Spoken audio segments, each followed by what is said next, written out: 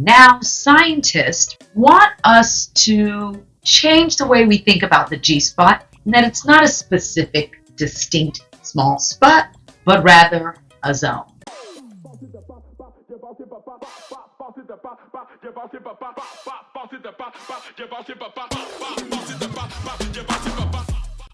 The G-spot, this erogenous area first described in 1950 by the German gynecologist Dr. Ernst Grafenberg. Since its introduction, it's been a hot matter of debate. Is it real? Does it exist? What's going on? Well, let's just put this debate to bed, okay? It's real. It does exist. Ask anybody who's experienced one. The G-spot is alive and well. We, however, scientists, have been scratching our heads to figure out what actually is involved. Now, scientists want us to change the way we think about the G-spot, and that it's not a specific, distinct small spot, but rather a zone. Let's get into it. So many vulva owners who have intense vaginal orgasms will tell you that the G-spot is real. The location of the G-spot has been described as the upper wall or the anterior wall of the vagina, only about 1 to 2 inches inside, so not very far inward.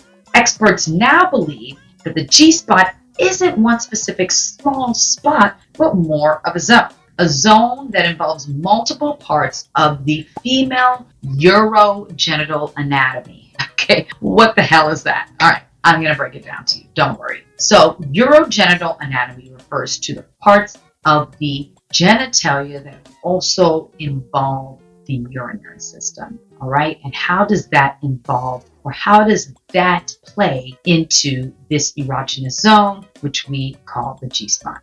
Well, let's talk about the players. The anterior wall of the vagina itself, that's that upper wall of the vagina, where this zone or G-spot can be found. That's one player. That houses sensory nerves and perceives pleasure. The clitoris, the almighty clitoris, that you think is just that little pea-sized knob under the hood, you are mistaken. The clitoris that we see is just the tip of the iceberg. The iceberg itself, being the majority of the clitoris, lives inside of our bodies, including a pair of legs called the cura and a pair of enlarged tissue similar to what's found in the male penis called the bulbs. The cura and the bulb wrap around this anterior or upper vagina and providing incredibly increased sensation when engorged. Yes, like a penis, it gets erect too.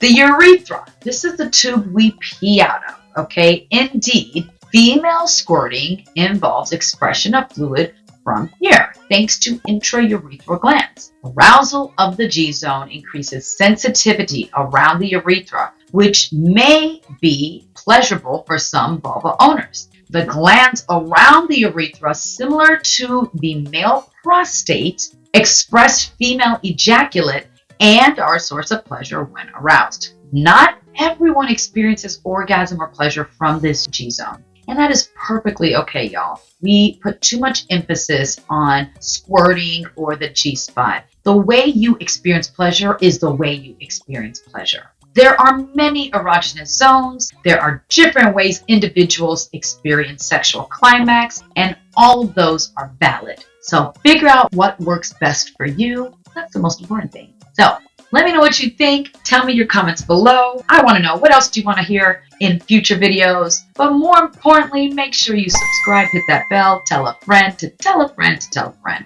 to come and join us every Wednesday for all things down there right here. Bye.